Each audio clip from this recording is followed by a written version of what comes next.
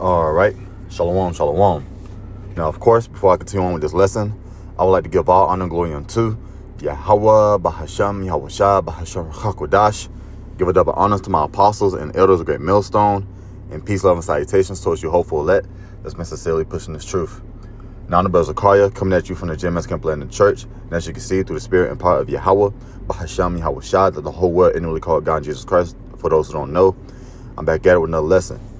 And in today's lesson, we're just going to be going over Job, the 3rd chapter. So, Lord willing, it's edifying. We're going to continue to read Job, the 3rd chapter. I believe the last lesson I did concerning the chapter, we was in Job, the 2nd chapter. So we're just going to continue on. So give me 1 second. This is Job 3, starting from the top. Oh, and before I continue on, it's very, very important and essential to go into the book of Job. Of course, it got a lot of good points, precepts. Everything about the scriptures is always good, but more so as far as applying certain things in your personal life. Some of the things that Job went through, I mean, it was nothing but chastisement, hell, losing loved ones, etc. And we know the moral of the story. Of course, the Lord eventually blessed Job with these things back and some. All right, double. Okay, but this is a friendly reminder for all of us just to remain in order. Speaking to myself first and foremost, to remain in order and always consider Yahweh Bahasham Yahushua in all things. I just wanted to say that because I don't know who looking. I might need to hear that. I know I need to hear it. But Job 3:1. After this, opened Job his mouth and cursed his day. And I'm gonna be real with you. That really sounds like some of us today, man. I mean, Job was going through it, man. He got to the point in his life he was considering why the F am I here? So it was cursing the day of his birth. Okay. Verse 2, and Job spake, I meant to say, and said, let the day perish wherein I was born. Yeah, he said, man, curse the day I was born. Why is all this shit happening? Friendly reminder, man. And this walk of ours is like a roller coaster ride. Some brothers might have more loops to go through than other brothers. Some brothers might have to go through, certain turns in their walk than other brothers. It ain't really a smooth sailing walk. Once you start believing in Yahweh Bahasham Yahushua, start serving him the whole nine, man. Okay, the scriptures talks about that the broad way, and it also talks about that narrow way, which is the straight gate. Man, this walk is tough. Okay, this walk is tough. Ain't nothing easy. You want to hear it from me? Ain't nothing easy. But the Lord gets you through whatever situation you come across. He gets you through it. That's all I got to say. Continuing on to verse 3. Let the day perish wherein I was born, and the night in which it was said, there is a man-child conceived. Let that day be darkness. Let not the Most High regard it from above, neither let the light shine upon it. So Job was going through a heavy thought. He was going through a lot of shit in his head. What's a good precept for this? Let me see. Give me a sec. Let go of mortal. Let me see something. Your mortal thoughts. Did I spell that right? Through.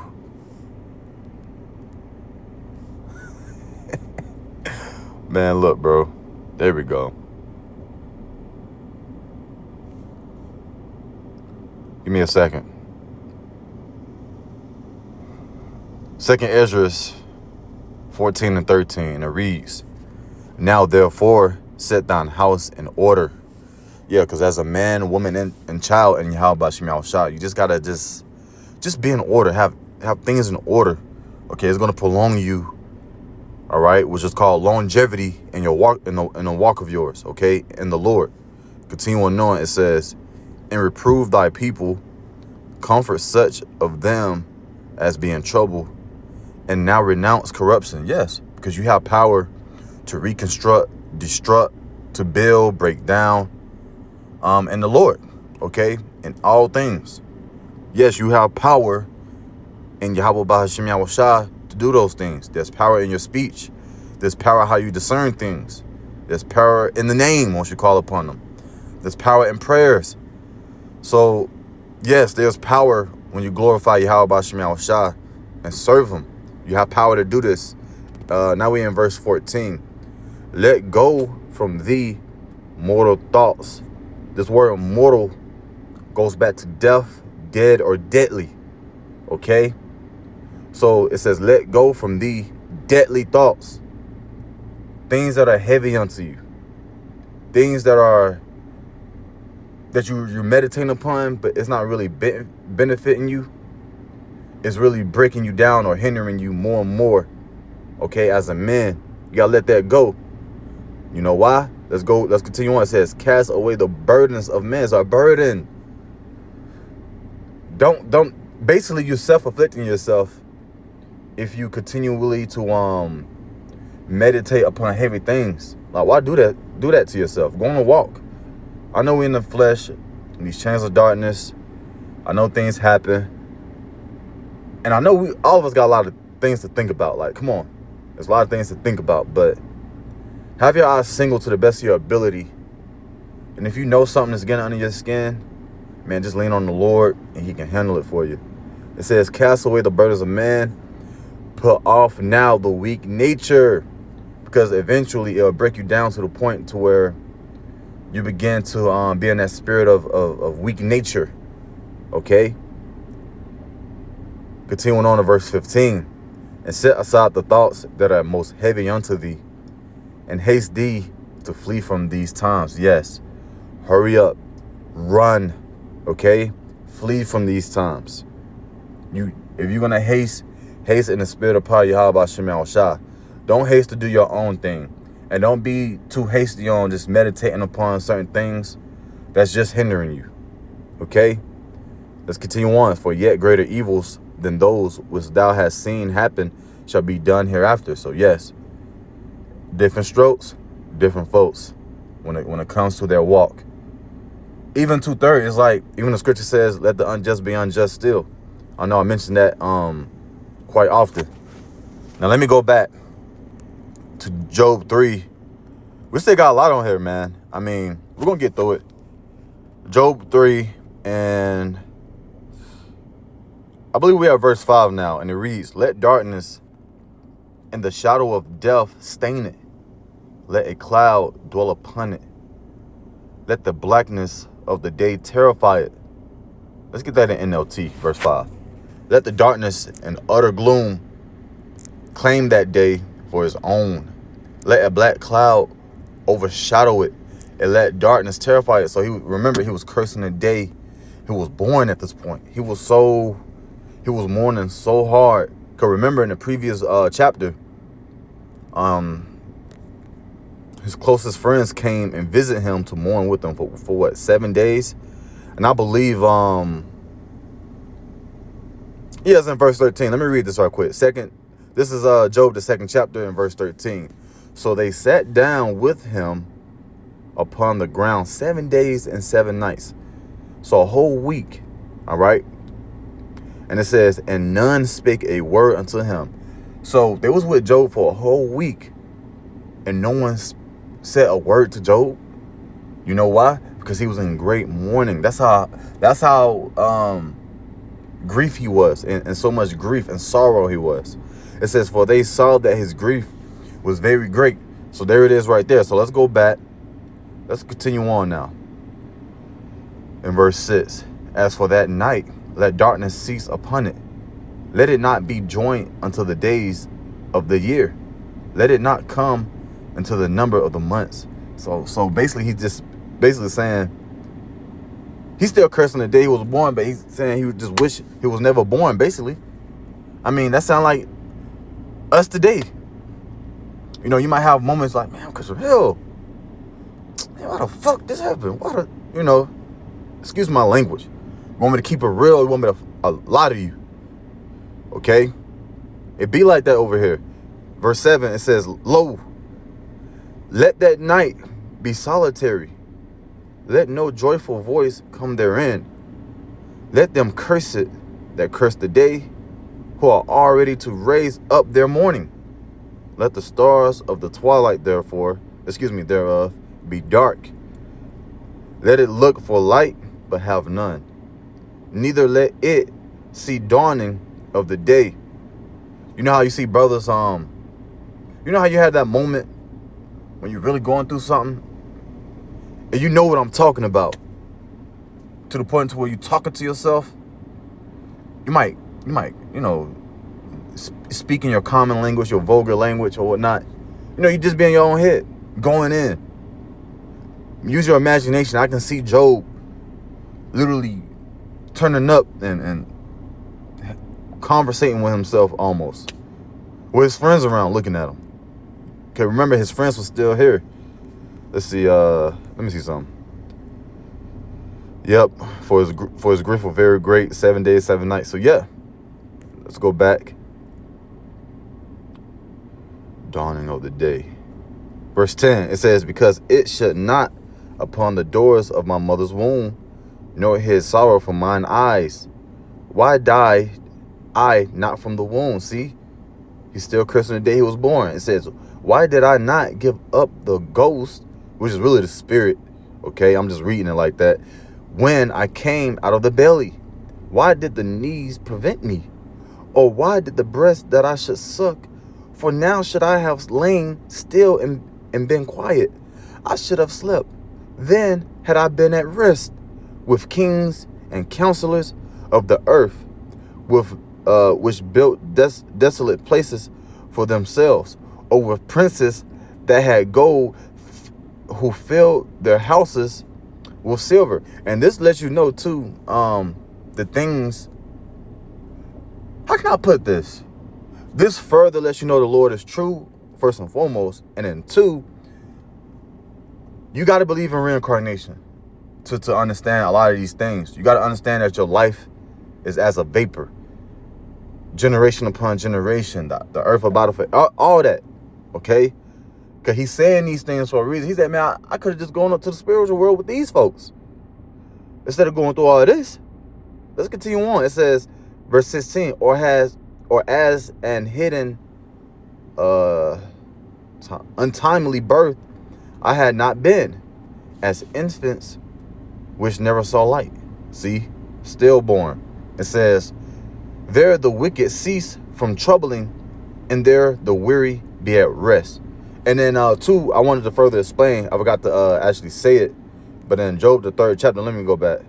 I kind of lost it.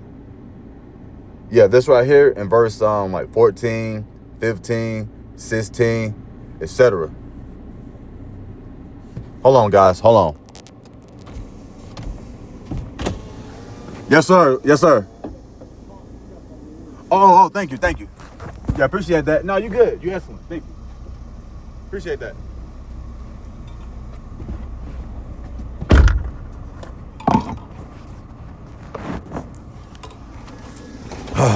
Fucking. Yes, like you. I mean, this is why we need the kingdom of heaven. I'm glad this guy helped me, but it's like, look, I'm gonna just continue on, man. Some shit happened. But anyway, Job 3. And kind of lost my way. Verse 17. There the wicked cease from troubling, and there the weary be at rest. Okay, cool. Now continuing on in verse 18. There the prisoners rest together. They hear not the voice of the oppressor. Oh, I was going to say, this cut the hell doctrine too. People not passing away and going to a hot realm called hell with a couple demons with some forks ready to poke in your ass. All right? Or ready to punish you and put you on some torture devices. The scriptures cut all that, that hell doctrine, the hell fable, and that you're going straight to hell. Job is literally saying, look right here. Hold on. Read verse 17. It says, there the wicked cease from troubling. The wicked cease from troubling. And there the weary be at rest. See? It says, there the prisoners rest together. They hear not the voice of the oppressor. And yes, man, he's basically saying going to the spiritual world is better than being down here. And hey, down here, everything down here is out of course. Job do got a point. But the main point is this. He's cursing the day he was born still. And we could pull out the things that he is saying, and apply it to certain things like the hell doctrine. He proved right here that everybody goes back to the spiritual realm. He's announcing it out loud. And also in Job, the first chapter and second chapter, it also proved that Satan's in order. Yeah, I said it.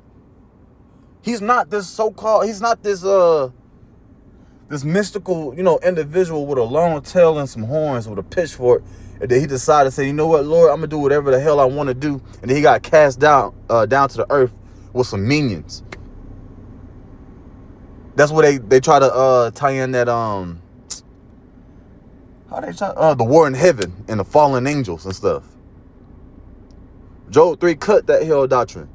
And a lot of things that Christianity has came out with. Now let's continue on.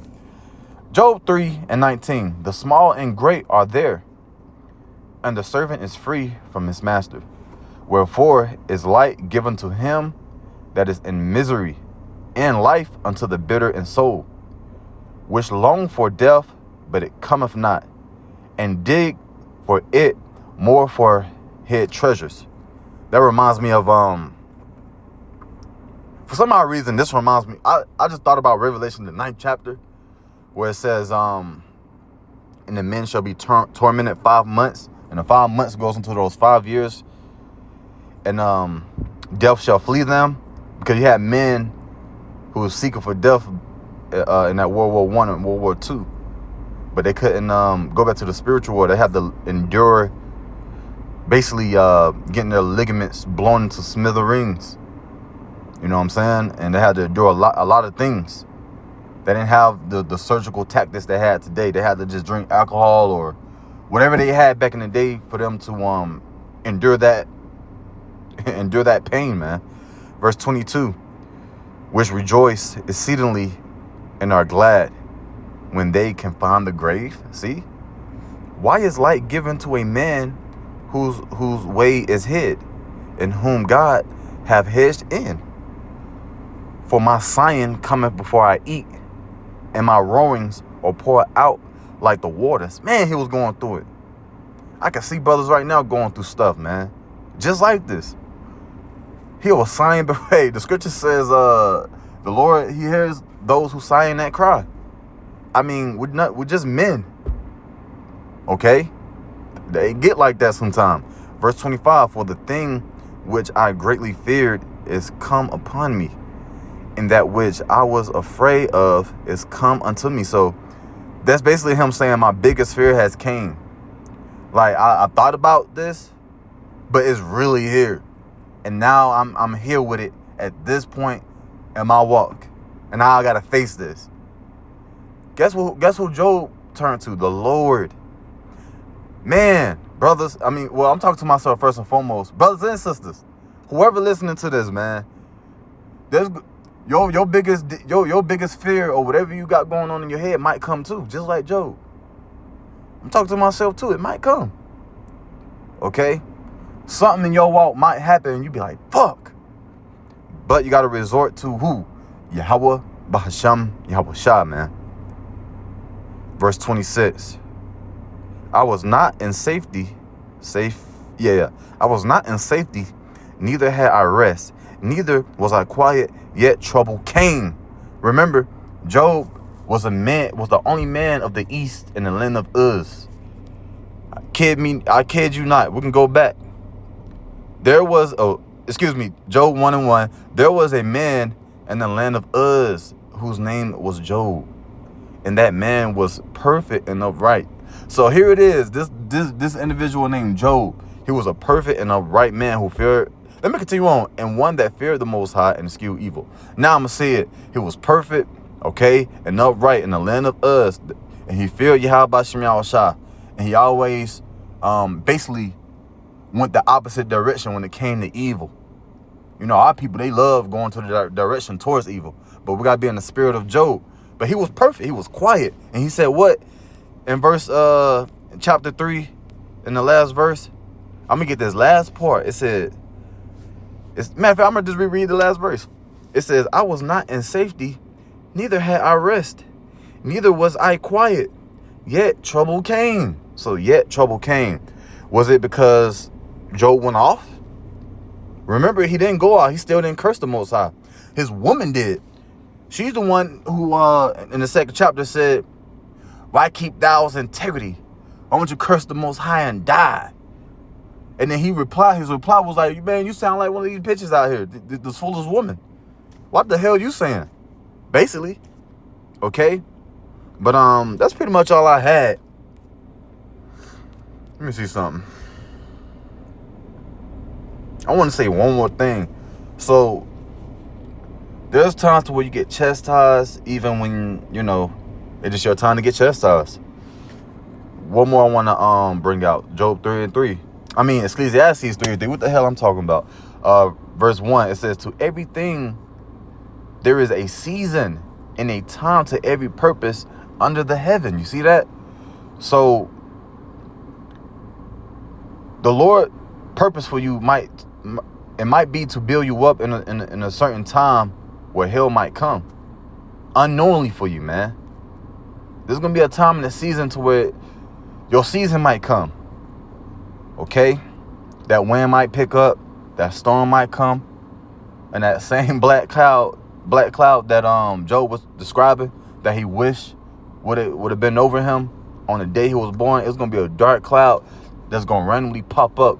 I'm thinking about those animes with like them cartoon shows. It'd be like a little thundercloud over people, and it'd be raining. They'd be looking all depressed. Yeah, man, that season is gonna come. For a lot of us, it's gonna be a random ass cloud above your head. You know, metaphorically speaking. You gotta just lean on the Lord. You know what I'm saying? But that's pretty much all I had. Hopefully this lesson was edifying, okay? I'm gonna close the lesson up by giving all honor and glory unto Yahweh, Bahasham, Yahushua, Bahasham Chakodash. Give a double honor to my apostles and elders of Great Millstone. And peace, love, and salutations towards you hopeful elect. It's been sincerely pushing the truth, okay? Till next lesson, Shalom.